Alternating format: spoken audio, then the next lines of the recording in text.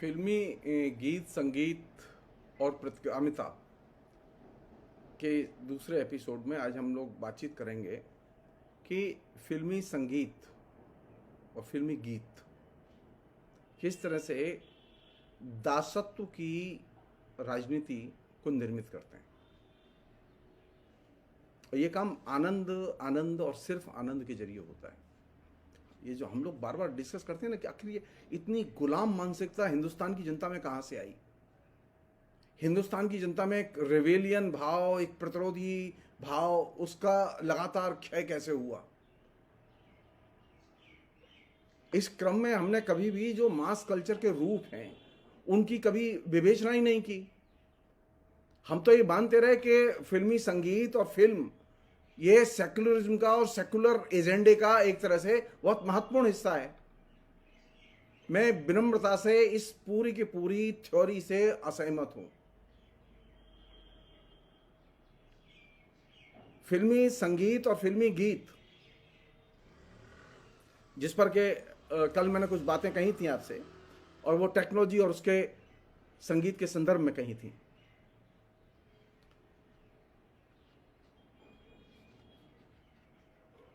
उसी क्रम में आगे हम लोग देखें कि ये जो संगीत है और संगीत की टेक्नोलॉजी है, ये जो फिल्म है और फिल्म की जो टेक्नोलॉजी है, इस पूरी की पूरी टेक्नोलॉजी का जो है वो असर क्या होता है, काम क्या करती है, इसका लक्ष्य क्या है।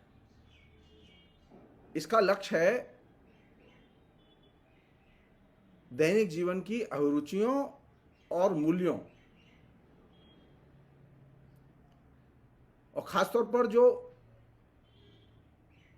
उत्पादन के जो संबंध हैं, उन उत्पादन के संबंधों की संगति में अभिरुचियों और मूल्यों का विकास करना। हमारे यहां उत्पादन के संबंध कैपिटलिज्म और जनता के कंट्राडिक्शन पर निर्भर हैं। और आज हम पूंजीवाद की विकसित अवस्था, जिसे हम लोग क्रॉनिक कैपिटलिज्म कहते हैं, उस क्रॉनिक कैपिटलिज्म का हिस्सा है। तो क्रॉनिक कैपिटलिज्म और जनता के बीच का जो कंट्राडिक्शन है, और इसके पहले जो कैपिटलिज्म और जनता के बीच का जो कंट्राडिक्शन था, वो कंट्राडिक्शन एक बुनियादी समस्या है। और फिल्मी गीत संगीत इस कंट्राडिक्शन में किसके पक्ष में खड़ा हुआ है? वो जनता के पक्ष में नहीं खड़ा हुआ। फिल्मी गीतकार चाहे वो जिस विचारधारा के हों, प्रगतिशील हों, प्रतिक्रियावादी हों, उदारतावादी हों, जो भी हों, वे जब फिल्म के लिए गीत लिखते हैं तो वे नहीं जानते कि वे किसका अंग बन गए।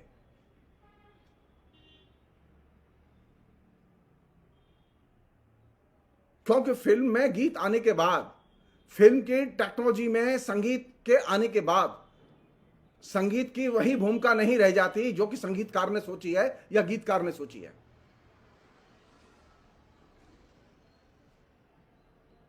अपनी जगह यह बात भी सच है कि सामाजिक विकास के लिए तकनीकी विकास जरूरी है।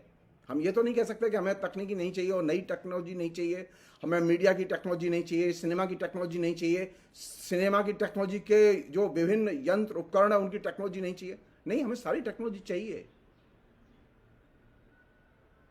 लेकिन इस टेक्नोलॉजी के डेवलपमेंट का कोई सांस्कृतिक सामाजिक पहलू भी है जिसको कि हम डिस्कस नहीं करते।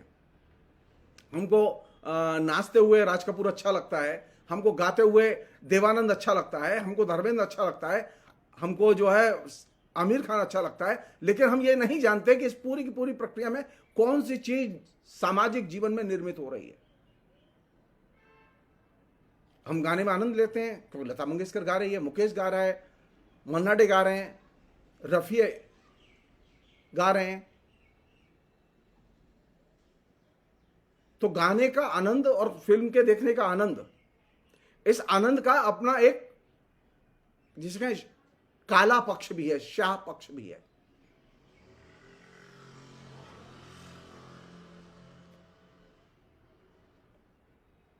और वो शाह पक्ष बनाने में इस जो मास कल्चर है, इस मास मीडिया में, इसके कुछ कठोर नियम हैं, इसके कुछ आइडियोलॉजिकल सुनिश्चित भूमिकाएं हैं जिनको कि हम आमतौर पर नोटिस ही नहीं लेते, बहुत सतह पर देखते हैं।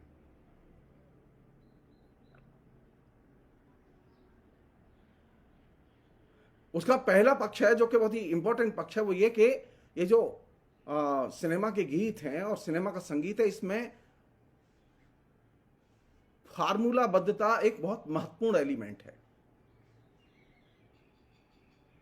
स्टीरियोटाइप प्रस्तुति एक बहुत महत्वपूर्ण एलिमेंट है। सृजनात्मकता तो है, लेकिन सृजनात्मकता पर कौन सी चीज हावी है? फार्मूलाबद्धता।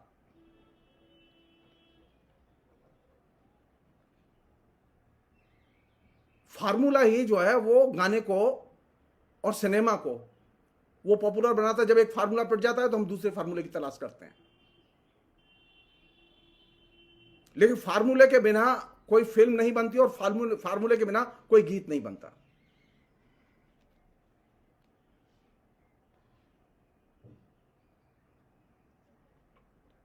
और जब हम फार्मूले को मान के चलते हैं, जैसे होता था ना कि वो रसों में श्रृंगार रस, वीर रस, ये तमाम किस्म के रस थे,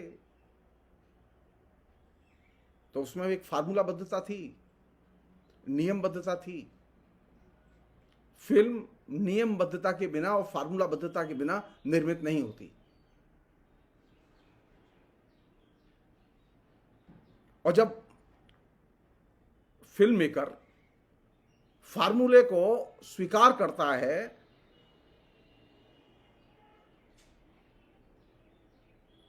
तो एक सामान्य सी चीज घटित होती है जिसे हम लोग आमतौर पर देखते हैं, लेकिन उस पर उसके गंभीर प्रभाव की तरफ ध्यान नहीं देते कि फार्मूले की पुनरावृत्ति भी तो होती है, और पुनरावृत्ति बड़ी प्रभावशाली ढंग से होती है।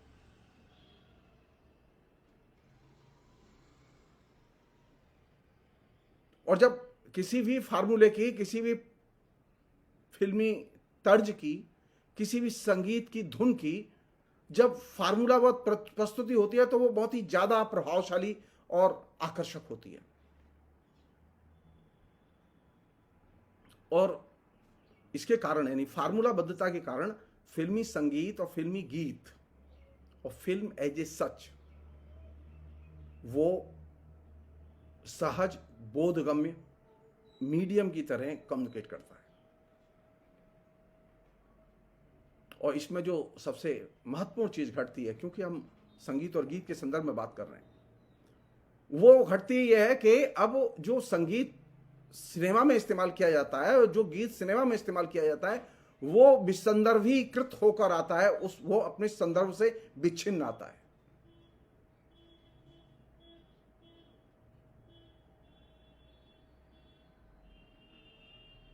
चूंकि हम बार बार पुनरावृत्ति, फार्मूले की पुनरावृत्ति के क्रम से गुजरते हैं देखते हुए, एक जैसी धुन और उसके गानों से गुजरते हैं देखते हुए, तो हमें यह विसंदर्भीकरण परेशान नहीं करता। हम सोचते ही नहीं है कि इसमें मतलब रेफरेंस कहां खो गया। और यही वह जगह है जहां पर के एक खतरनाक राजनीतिक जमीन तैयार होती है कि अब हम संदर्भ रहित होकर सोचने के आदी बन जाते हैं। हमें वे चीज आनंदित करती हैं, वे चीज आकर्षित करती हैं जो रेफरेंस के बिना हमारे सामने आती है। तो संदर्भ रहित होकर सोचना ये आम चीज है। आप किसी से ही बात करिए, सामान्य तौर पर किसी से भी बात करिए, वो सीधे कहेगा मोदी जी अच्छा काम कर रहे हैं। पूछो क्यों? बोले जी अच्छा काम कर रहे हैं। एक आध बात बताएगा। आप जब हिस्टोरिकली उससे कहेंगे थोड़ा सा संदर्भ के साथ मोदी जी को देखो, तो वो कहेगा जी कोई जरूरत नहीं है इसके देखने की। ये जो मनोदशा फिल्मी गाने तैयार करते हैं, वो शासक वर्ग को देखने के लिए, चीजों को देखने के लिए संदर्भ रहित भावबोध की निर्मित करते हैं। और ये संदर्भ रहित भावबोध की निर्मित बहुत ही खतरनाक पहलू है और ये आइडियोलॉजिकल पहलू है जिसको के फिल्मी गीत संगीत निर्मित करता है। इसका बहुत समय तक नेहरू जी ने फायदा उठाया, बहुत समय तक इंदिरा जी ने फायदा उठाया। और भी लोगों ने फायदा उठाया। फिल्मी गीत संगीत का ये एक आइडियोलॉजिकल डायमेंशन है कि वहां विसंदर्भीकरण एक बहुत महत्वपूर्ण फिनोमिना है, और विसंदर्भीकरण के कारण आप वस्तु, व्यक्ति, नेता, घटना, इन सबको अनैतिहासिक ढंग से देखने के अभ्यस्त हो जाते हैं।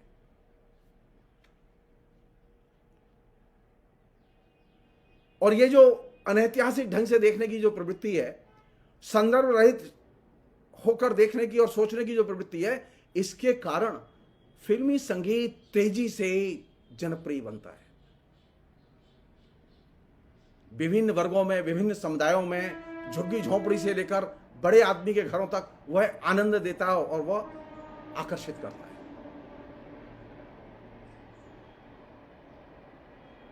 श्रोताओं का उससे लगाव भी होता है। कुछ लोग हैं जो मुकेश के फैन हैं, कुछ लोग हैं जो मोहम्मद रफ़ी के फैन हैं, कुछ लोग हैं मन्ना डे के फैन हैं, और ये जो प्रशंसक का भाव है, ये प्रशंसक का भाव उसको विसंदर्भीकृत प्रक्रिया में मिला है और अनैतिहासिक भावबोध के साथ मिला है। एक अन्य पहलू जो कि इससे जुड़ा हुआ है वो ये कि जितना तेजी से ये विसंदर्भीकरण बढ़ता है, उतनी ही तेजी से संगीत की और खासतौर पर फिल्मी संगीत की डिमांड भी बढ़ती है। इसलिए आप देखेंगे कि हिस्टोरिकली फिल्मी संगीत की और फिल्मी गीत की डिमांड सबसे ज़्यादा बढ़ी है, सबसे ज़्यादा कंजम्पशन है उसका।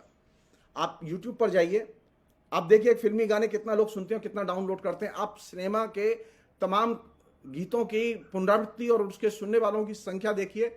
आप सामान्य तौर पर जो म्यूजिक चैनल चल रहे हैं उनमें संगीत के प्रसारण देखिए, उनकी श्रोता संख्या देखिए, तो आपको मालूम पड़ेगा कि फिल्मी संगीत की और फिल्मी गीत की डिमांड, खपत लगातार बढ़ती रही है, वो कम नहीं हो रही, क्योंकि उसका एक जो महत्वपूर्ण काम है वो है अनैतिहासिक ढंग से, विसंदर्भीकृत ढंग से सोचने के लिए लोगों को तैयार करना। और यह काम बहुत ही इंटेलिजेंटली सिनेमा के संगीत ने तैयार किया है। और सिनेमा के संगीत का ये जो मतलब पॉलिटिकल डायमेंशन है, ये पॉलिटिकल डायमेंशन ही आम जनता को अनहिस्टोरिकली सोचने समझने के लिए एक तरह से परिवेश और दृष्टिकोण दोनों प्रदान करता है। इस प्रसंग में एक अन्य चीज वो ये कि गीत आते हैं तो वो एक ही जैसी तर्ज पर आते हैं। जब वो तर्ज पिट जाती है तो फिर दूसरी किस्म की तर्ज पर गीत आते हैं।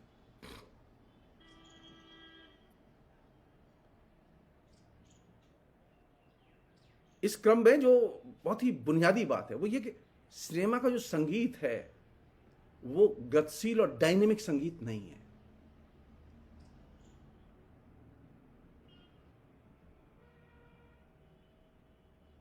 बल्कि सिनेमा के संगीत की जो केंद्रीय विशेषता है वो ये कि वह संगीत अगतिशील संगीत है और निर्वैयक्तिक कारीगरी का संगीत है। इम्पर्सनल जो कारीगरी है वो उसके अंदर बहुत महत्वपूर्ण है। बौद्धिक रूप से यह संगीत जड़ और स्वतंत्रता रहित है। सिनेमा का संगीत सुनने के वाले कभी भी स्वतंत्रता के पक्षधर नहीं होते, क्योंकि सिनेमा का संगीत यथास्थितिवादी बनाता है। सिनेमा का संगीत, सिनेमा के गीत, चाहे वो जिसने लिखे हों, चाहे वो जावेद अख्तर ने लिखे हों, चाहे वो कैफी आजमी ने लिखे हों, चाहे वो नजरुल सुल्तानपुरी ने लिखे हों, किसी ने भी लिखे हों, इनमैटेरियल, क्योंकि सिनेमा की टेक्नोलॉजी और ये गीत संगीत की जो एज ए जेनर जो भूमिका है वो जड़ और स्वतंत्रता रहित भावबोध को निर्मित करती है। इसलिए सिनेमा के संगीत के और गीत के श्रोता को स्वतंत्रता की चिंता नहीं होती, स्वतंत्रता पर हो रहे हमलों की चिंता नहीं होती, क्योंकि उसका जो पूरा का पूरा भावबोध है वो अनैतिहासिक और जड़ होता है। आखिरी चीज, चूंकि वह एक तयशुदा परिवेश में सिनेमा का संगीत संचार करता है, तो इसमें इसके कारण शिक्षित करने की भी क्षमता नहीं होती। कोई सोचता हो कि सिनेमा के संगीत के जरिए जनता को शिक्षित किया जा सकता है। जी नहीं, आप जनता को शिक्षित नहीं कर सकते।